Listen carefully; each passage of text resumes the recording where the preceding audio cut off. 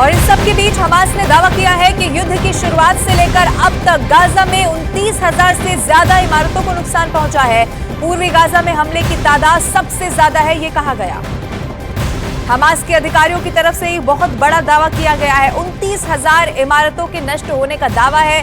पूर्वी गाजा का खासतौर पर जिक्र किया और ये कहा कि वहां पर सबसे ज्यादा अटैक किया गया, सबसे ज्यादा रॉकेट वहीं पर दागे गए। अब इजरायल और हमास युद्ध को लेकर इस बार हमास नेता का बड़ा बयान सामने आ गया। हमास नेता के मुताबिक इजरायल से जारी जंग इतिहास का चेहरा बदलकर रख देने वाली है।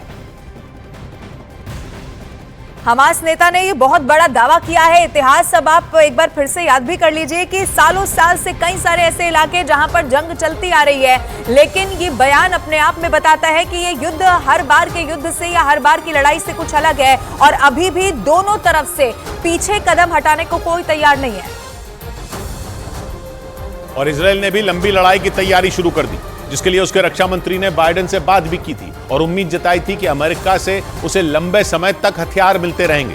यही नहीं, इजरायल ने खुद भी गाजा में जमीनी हमले की तैयारी तेज कर दी और इस काम में अमेरिका ने भी उसका साथ दिया, क्योंकि अमेरिका ने इजरायल के लिए पश्चिम एशिया में अपना इमरजेंसी वेयर हाउस खोल दिया। इजरायल के मीडिया ने दावा किया कि इजरायल के दोस्तों से उसे मिसाइल, बॉमर, रडार और दूसरे हथियार भी मिले, जबकि यूरोप के देशों ने उसे वो हथियार लौटा दिए जो उन्होंने इजरायल से ले लिए थे। इसके अलावा इजरायल की सेना ने भी अपनी तैयारियों को धार दी और इजरायल ने हजारों डॉक्टरों और नर्सों को ट्रेनिंग दी, जो गाजा में जमीनी जंग के समय इजरायल के सैनिकों की मदद करेंगे। इसके अलावा गाजा के नजदीक 2 इमरजेंसी सेंटर भी बनाए गए।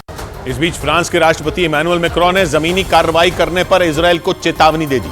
खबर है कि गाजा में इजरायल की सेना हवाई हमले के बाद जमीनी कार्रवाई की तैयारी में है, जिसके लिए इजरायल की सेना तैयारी भी कर रही है। लेकिन मिस्र पहुंचे इमैनुअल मैक्रोन ने दो टूक कह दिया कि अगर इजरायल ऐसी कोई कार्रवाई करेगा तो वो उसकी सबसे बड़ी गलती होगी। जबकि इजरायल गाजा